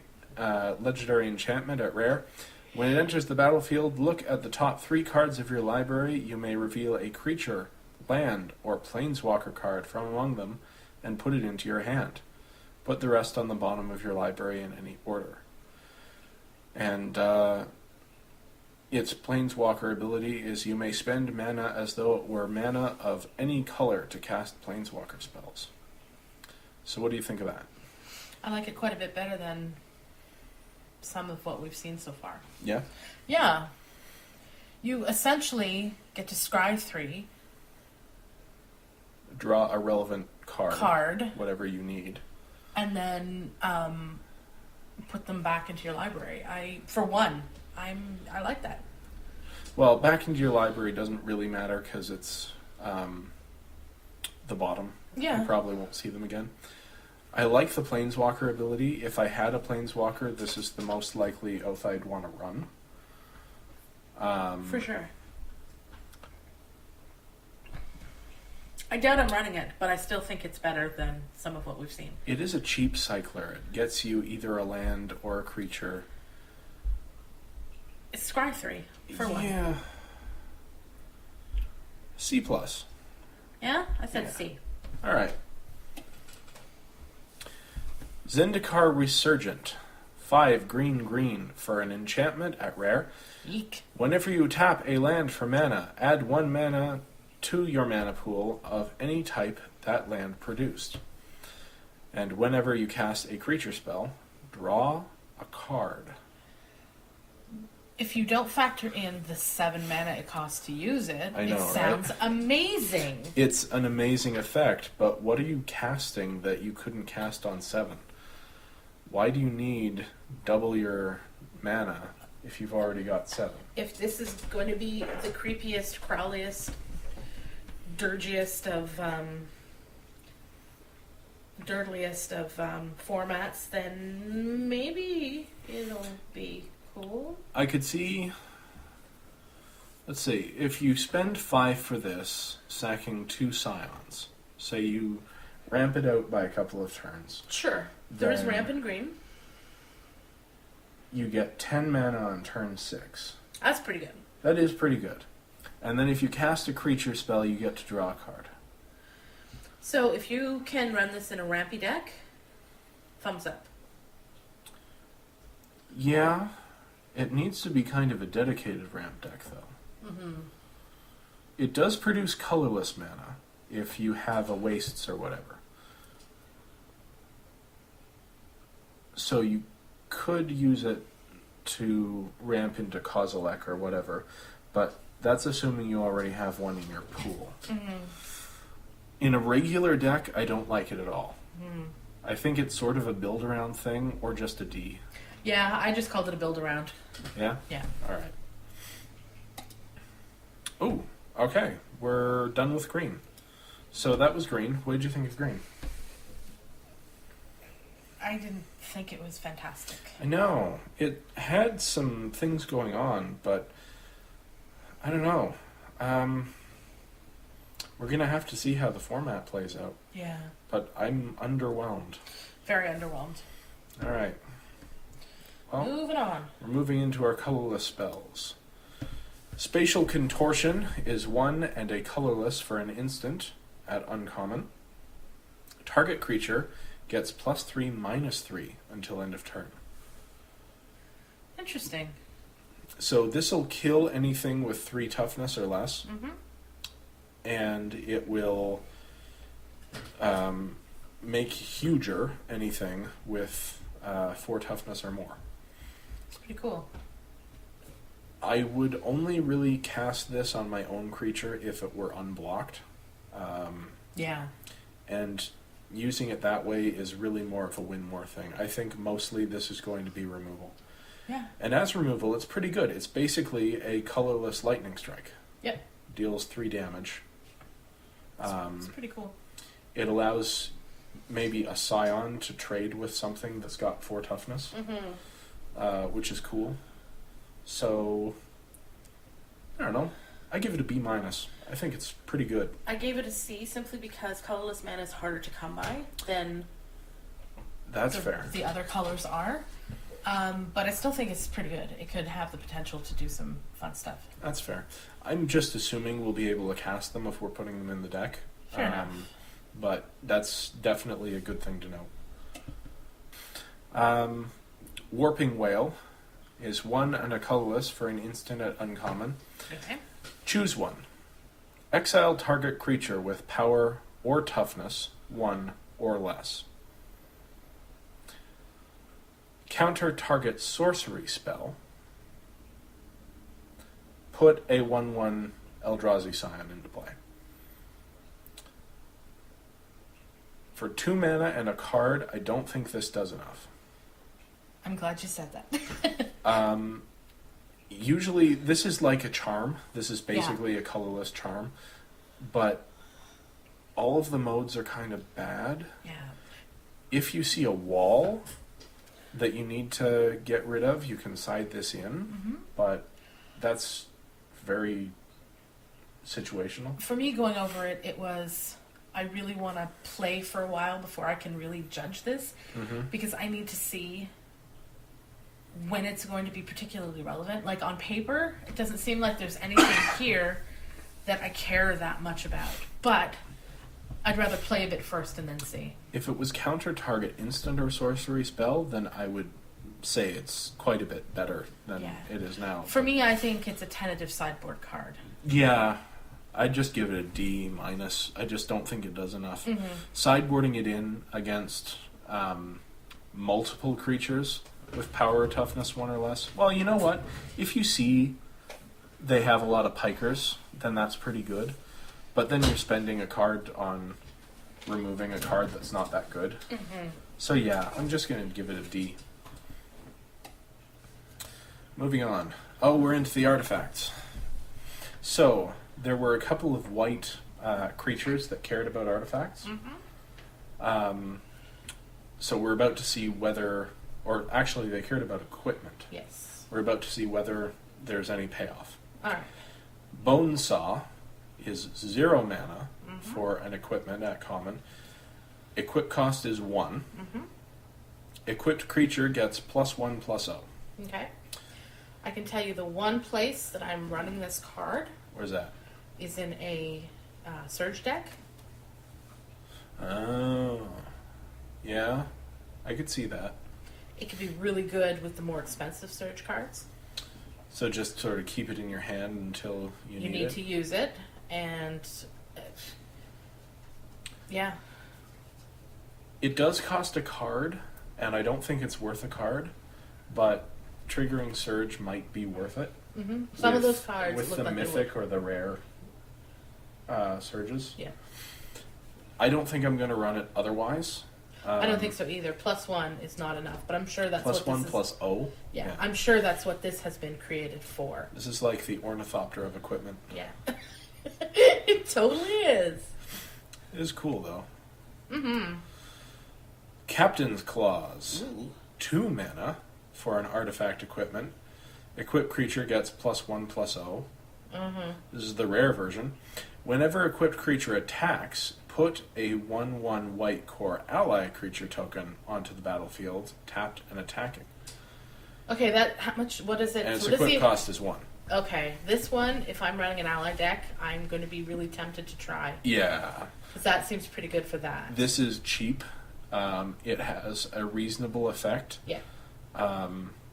If the ally deck is a thing, then this will be good. If the ally deck is not a thing, then it won't. Yeah, and I think that's pretty much it. I think the ally decks will want this, and other decks will not. Yeah. So if the ally deck is a thing, I'm giving this a C+. Yeah, If it's not, then I'm giving it a D+. yeah. I'd probably give it a D-. It still makes a creature whenever you attack. That's true. That The is very problem true is for that cheap. that it's tapped and attacking as well. True, You know? true. So it's hard to tell.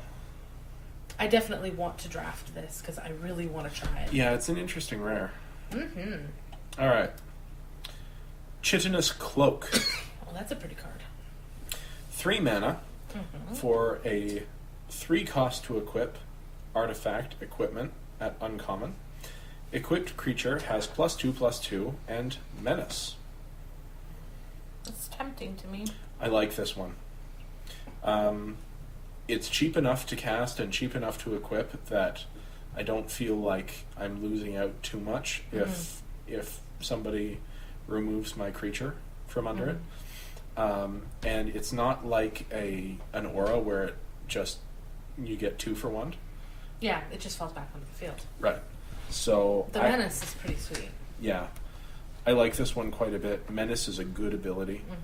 +2/+2 are good stats. So What'd you give it? I give it a C+. Woohoo! So did I. All right. Seer's Lantern is a 3-drop artifact at common. You can tap it to add colorless to your mana pool. Sure. You can tap 2 and tap it to scry 1. I like this. Yeah. I want this before I want to play at wastes.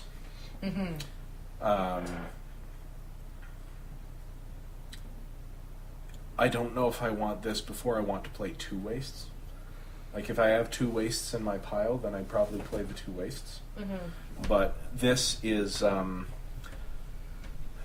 sort of a common thing. 3 mana fixing ramp artifact. Yeah. And it does fix your mana if you have a colorless ability. It does ramp you from 3 on turn 3 to hopefully 5 on turn 4. Yeah. And it does have a relevant ability of scrying for 2 mana. Yep. If you don't need to use the... Or effectively 3 mana because you have to tap it. Yeah. So, I like it. What do you think? I like it too. I like that it gives you the opportunity to use it for something else if you're not using the mana. You can scry. Yeah. Which... There are turns, unfortunately, where you just have nothing to do with your mana. And that's pretty cool. And where you're not sure what your top deck looks like. Yeah. Yeah, I like it. What'd you give it? I gave it a C+. I'm going to give it a B-. Ooh. I think it's that good in the deck that wants to void mana. And there's certainly enough stuff that wants to void mana. Yeah. Yeah. Colorless mana. Yeah. Stoneforge Masterwork is another rare equipment. 1 to cast, 2 to equip. Equipped creature gets +1/+1 for each other creature you control that shares a creature type with it. This is going in my Goblin deck. Yes, it is. That being said, in Limited, it's going to be really good in the Ally deck, and not much good anywhere else. So, needing 2 creatures to even get +1/+1 is pretty bad. If you have a dedicated, aggressive Ally deck, it could be pretty good. It's cheap, but it still costs a card, and it's not a creature itself. I can't rate it very highly. I think it's just a D. It's a D unless you're running a dedicated ally deck, and then it becomes pretty good. Yeah, potentially pretty Yeah. good. It's almost a build around me kind of card. I guess. Yeah. Strider Harness is a 3-drop equipment at uncommon. It equips for 1, and equipped creature gets +1/+1 and haste. So you can... I kind of like this in theory. You drop it for 3, and then every creature that comes down, you can tap 1 if you have an extra mana, toss it on, suddenly you have a +1/+1 with haste creature. Yeah. It seems pretty good in theory. If this cost 2 mana to cast, I'd be more interested. Yeah, for sure. Because if I drop it on turn 2, then I drop a 2-drop on turn 3, make it 1 bigger, and swing. That's a good turn. But as it stands, I have to use my 3rd turn on it. I don't really like it. What do you give it? A D+. Yeah? Yeah. Yeah, I think I'm just a D on it. Yeah, I don't really like it. Okay. Now, everyone may notice a little bit of weird noise in the background, and we apologize for that. We've had a big snowstorm, and people are out Boy, have we. with snow blowers outside. Okay. What's next? Next, we're on to our Planeswalkers. Ooh, bring it on. Ooh, Chandra. Chandra Flamecaller. 4 red for a mythic Planeswalker Chandra. She comes down with 4 loyalty. Okay. Her +1 is put 2 3/1 red elemental creature tokens with haste onto the battlefield. Exile them at the beginning of the next end step. Her 0 is discard all the cards in your hand, then draw that many cards +1. Oh, nice. Her -X is Chandra Flamecaller deals X damage to each creature. Ooh.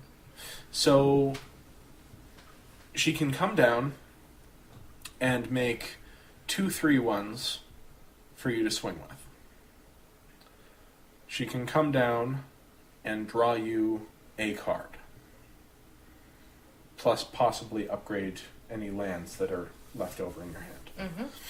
She can come down and deal 3 damage to each creature.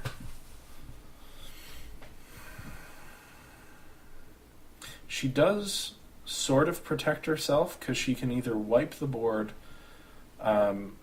get in with 2 tokens and leave back your other creatures to block, or give you immediate card advantage. Yeah. I think that's probably worth it. At 6 mana, she should be your last card in hand unless you're holding on to extra lands.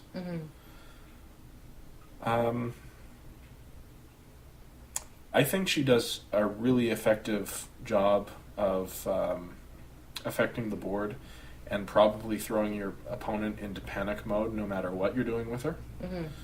So I'm going to give her an A-. Yeah, I gave her a B+. A B+? I rather like her. I think she's really cool. If you're behind, you have the possibility of getting rid of some of their creatures, Yeah. drawing card, or if nothing else, dropping 2/3 runs to swing with. And if she's going to die anyway, you can give -4 to all Yeah, creatures. which is not nothing. Yeah. So yeah, I like her a lot. All right. B plus A-. Our other planeswalker is Nissa, Voice of Zendikar. 1 green for planeswalker Nissa at Mythic. Mm-hmm. She comes down with 3 loyalty, and you can immediately put a 0/1 plant token onto the battlefield, put a +1/+1 counter on each creature you control, and if you get her up to 7, which is going to take at least 4 turns, you gain X life and draw X cards, where X is the number of lands you control. So whereas Chandra's ultimate you can do right away to good effect, this one is probably never going to happen in Limited. If it does, even if it does, it's not necessarily a win the game thing. It could be. It very well could be. If you have, say, 6 lands, 7 lands. Yeah, 7 lands. Then you can gain 7 life and draw a full hand of 7. Yep. Which is reasonable. But by no means you win the game. Yeah. Now, at that point, you'll have a little army of plants. But I think what's more likely to happen is make a plant, give all your creatures +1. Make She's another a plant. fun little army creator. She honestly feels more white to me. I know. She I was feels like thinking a the same Ajani. thing. Yeah. You know? I like her a lot at the 3 mana cost. Absolutely. At 3 mana, she's going to do... If she comes down on turn 3, she's going to do enough over the next couple of turns to affect gameplay. Because she'll make a plant, your opponent has to swing at her because she can't get out of control. So you can chump with the plant. And that means you're not taking damage. Yeah. I think that's a reasonable effect. I don't think she's as good as Chandra. No, I don't think she is as big and flashy as Chandra. But I think she's very slow and steady. But we do have a lot of stuff in this set in green and in white that puts +1 counters on stuff. True. So you suddenly have a bunch of these little green guys. She puts stuff on everything. Yeah. Things can get pretty nasty without your opponent really realizing what's going on. All right. So what'd you give her? I gave her a B. I gave her a B. I like her quite a bit. I would be pleased to have her. I think she's not as good as Chandra, but I'm definitely taking her. I'm first picking her. Yeah. I would be thrilled to get her and be able to actually play green. Yeah. Yeah. I would like to pair it with white, I think. But That's yeah. I'd like to pair it with red. I think red-green looks really good. Yeah, that could be fun too. So I like her. The art's nice. All right. Her art's always nice. On to the lands. Well, For our first land, we've got 5 lands, which are apparently too big for the screen. oh. Well, but you can mostly see it, so it's fine. I think it's okay. So this is a cycle of 5 lands. They enter the battlefield tapped, and they tap to add allied color, so white-blue, blue-black, black-red, red-green, green-white to your mana pool. They're at uncommon, and they're not the fetchable duels like we had in the last set. They're just duels that enter tapped. Yep. They're generally fine. They're good. They're fine. Yeah. Not high picks, but if you're in one of the colors, you might scoop one up. If you're in both the colors, then definitely pick them up. Yeah, if I'm in green and white, I wouldn't mind having the land. Sure. Sure. So, I don't know, I just put them at like a C, C-. Yeah, I didn't even bother trying to really rate so much as they're fine. If you're running those colors, you want one, but I don't think you're going to high pick. Yep. Yeah. Corrupted Crossroads is our first rare land. it taps to add colorless to your mana pool, which instead of being a drawback is actually something you want in this set. Yep. And you can pay 1 life, tap it, and add 1 mana of any color to your mana pool, but spend this mana only to cast spells with Devoid. Yeah. So in the deck that wants this is really good. Yeah. I don't think it's a first pick because you don't want to dedicate yourself to a deck that you don't know is open. Mm-hmm. It's sort of like when you know you're in that deck, you'll scoop it up. Mm-hmm. And that deck is the Devoid deck in Mm-hmm. whatever color combination you want. Now, I think it's going to be easier once I've played a lot more, Mhm. because it seems to me that in every color, Mhm. even white now, there is colorless stuff floating Well, around. there's only one in Only one in white, true. But I might first pick it simply for the first ability, because chances are pretty good I'm going to be running something that has... Well, to be honest, I'm going to first pick it for the binder. The first time Well, I fair see enough. it. Most people are going to rare But- pick it anyway. But I think if you do get into the Devoid deck, it's going to be really, really good. And I think Devoid mana or colorless mana producers are going to be high picks because people are going to be interested in trying it out. Yep, absolutely. Crumbling Vestige. I think this is my favorite of the lands, just for the flavor. Okay. It is a common land. Okay. Enters the battlefield tapped. When it enters the battlefield, add 1 mana of any color to your mana pool. So it comes down and floats a color. It floats a colored mana, That's awesome. and thereafter it taps for colorless. Oh, I like him. It's I really like this. This is Gorgeous. great. It's flavorful. I think, this is Especially at common. excellent. Yeah, I like him a lot. I'm going to pick this before I'm going to pick the wastes. Yeah. That's for sure. Yeah. Because it comes in tapped, but it doesn't set you back on mana at all. No, because you On have tempo. access to whatever you choose. Yeah. So, I don't know, C+ for that one. Like, Oh, yeah. We're not really rating the lands. No, but it's good. I really like that one. Mm-hmm. Hissing Quagmire. This is one that we will rate because it's a manland. It's a rare. It enters the battlefield tapped. It taps for black or green. And for 1 black-green, it becomes a 2/2 black and green elemental creature with death touch until end of turn. It's still a land. This is my favorite of the Manlands. Yeah? I love Okay. Death Touch. Death touch is pretty sweet. And on a manland, like, it's a free death touch creature because you don't have to spend a spell slot on it. Yeah. You do have to spend 3 mana to activate it, Yeah. but by the time people are casting Eldrazi, that's going to be fine. For those people who forget that it's sitting there. Yeah, especially that. And it fixes your mana into 2 colors that I like. Yep. Whether I like them together in this set, I don't know yet. Mm-hmm. So I'm probably just going to rate this at a C+. I don't think it's necessarily better than that. No. What do you think? I don't know. I'm hoping Golari is going to be a thing because, that's kind of my most favorite place to be. Which is weird. I know. But, yeah. C+. Okay.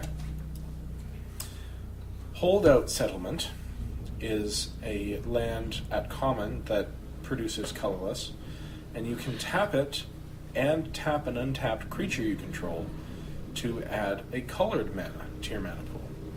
That's pretty cool. So, I don't like this as much as the Crumbling Vestige. I don't know why. Because, this is strictly better, I think. It is, as far as I'm concerned. I guess I just don't like the flavor as much. For me, I like it because it's great if you're going to probably be in 2 colors. Mm-hmm. And those times when you just can't get your other color, you can tap an untapped creature that you've already cast. Okay, fair enough. This is probably going to be really good for fixing. You do have to tap a creature. Yep. So you had to have been able to cast something. Yeah. But I've been in those situations more times than I care. You get, 12 turns in and you're still only casting black creatures. And this does can't help find you a green mana. splash for a removal spell, True. which is quite good. Mm-hmm. So, He's pretty cool. yeah. Mirror Pool. This is the mythic that was spoiled when Kozilek was spoiled. It enters the battlefield tapped. It taps to add colorless. You can tap 2 and a colorless, and tap and sacrifice Mirror Pool to copy target instant or sorcery spell you control. You may choose new targets for the copy. Or you can tap 4 a colorless and tap and sacrifice Mirror Pool to put a token onto the battlefield that's a copy of target creature you control. So that's a lot of stuff. Yeah. I think I'm going to first pick this card just on sheer value. Mm-hmm. It does a lot. You need another colorless source to activate either of the sack abilities. Which, as we've been seeing, doesn't seem to be like it's going to be very No, it difficult. doesn't seem like it's going to be difficult at all. And tapping 5 to put a token on the battlefield that's potentially a copy of something big Mm-hmm. could be very good. Yeah. So this land, I think, hits the B range for me. Yeah, it's definitely first pickable. Yeah, possibly a B+. It just does a lot. Mm-hmm. Needle Spires is another one of the man lands. It enters the battlefield tapped. It taps to add red or white to your mana pool, and it becomes, for 2 red-white, it becomes a 2/1 red and white elemental creature with double strike until end of turn. That's pretty good too. I like this one a lot. Hitting for 4 is pretty good on an empty board. Mm-hmm. I think I like this one better than the Golgari land. Yeah. I do. Okay. What do you think? It's more expensive, It is. but if I'm in white and red, which I am sometimes, I would, Which you have been known to do. on occasion, I would be more than happy to play it. Mm-hmm. It's pretty cool. So where would you rate it? I didn't rate them because I didn't rate the lands, but I would certainly put it in the B range. Yeah? Yeah, I Yeah, like I'd double probably strike. put it at B. I like double strike. It's very Boros. Ruins of Oran Reef. Oh, look at what happened to Oran Reef. I know. This is the same art as Oran Reef the Vastwood, but now it's all chalky and devoid. It's so sad. It's a rare land. It enters the battlefield tapped, and you can tap it to add colors to your mana pool. Sweet. You can also tap it to put a +1/+1 counter on target colorless creature that entered the battlefield this turn. Interesting. So basically, you tap it in addition to the mana that you required for the spell, and your creature is 1 bigger. So you add another. I don't like this one as much because most of the colorless. Well, that's not true. There are devoid creatures. Yep. This will make your Sky Spawner bigger. Mm-hmm. This would make your Scions bigger. Yep. Could make you a 2/2 Scion. So this is probably pretty good. I'll probably first pick this and then see if I can go the devoid route. Mm-hmm. But it's certainly not better than like an efficient removal spell. No. Seagate Wreckage is a rare land, taps to add colorless to your mana pool, and you can tap 2 and tap 2 a colorless and tap it to draw a card. Activate this ability only if you have no cards in hand. So I really like this one. Late game, it's going to keep you ahead of your opponent. It only costs 4 to draw a card, which is a lot, but in that it doesn't cost a spell, that's pretty good. Mm-hmm. So I like it quite a bit. Yeah, and bottom line, it adds colorless mana to your mana pool. Yep. Unknown Shores. Good old Unknown Shores. It's been reprinted several times under several different names. It's a little better in this set than it usually is because colorless mana matters. You can tap it to add colorless to your mana pool, or you can tap one and tap it to fix your mana. Yep, I like it. I like it fine. If you're looking for colorless mana, you'll pick one of these up. Mm-hmm. Wandering Fumarole is the third of the man lands. It enters tapped. It taps for blue or red, and you can tap 2, a blue and a red, to make it a 1/4 elemental with, for 0 mana, switch its power and toughness until end of turn. So you can either have a 1/4 to block with, or a 4/1 to attack with. I like this one the best of any of the Certainly is the most versatile. versatile, yeah. It doesn't block as well as the Golgari one, maybe, but it attacks just as well as the Boros land. Mm-hmm. So I like it. I would probably first pick it and then look to play it, but not be too sad if I had to go a different color. Yeah. So I think that's probably, I don't know, a B. Sure. And our last 2 to 4 cards are the Wastes. These are going to be draftable commons. They're going to be in the packs. The full arts are going to be in the boosters. The regular lands, I think, come in the fat packs, maybe? I don't remember where they come from. But you're going to have to draft the Wastes. I don't think they're as good as any of the other colorless mana producers, but they're also basic lands, which means that you can get them with Evolving Wilds, or anything that says search your library for a basic. Mm-hmm. So that's important to know. If you're looking at picking up some of those effects, then you're going to want one of these. Yeah. Which maybe makes them a little better. In the case of Sealed, if I have an Evolving Wilds, I will play a Wastes. If I don't, then I'm going to look for anything else to make colorless for me. Yeah, for sure. And that's the set. Wow. So, what did you think? I'm excited to try it out. Yeah. To see how it sits. I'm hoping green is better. Yeah. The creatures seemed a little better. In combination with a color, we may see it be playable again. I think red-green looks good. Mm-hmm. I don't know about any of the other combos with green. Yeah, I'm going to have to wait and see. Yeah. I can't wait for Sealed on the weekend to take it all out for a spin.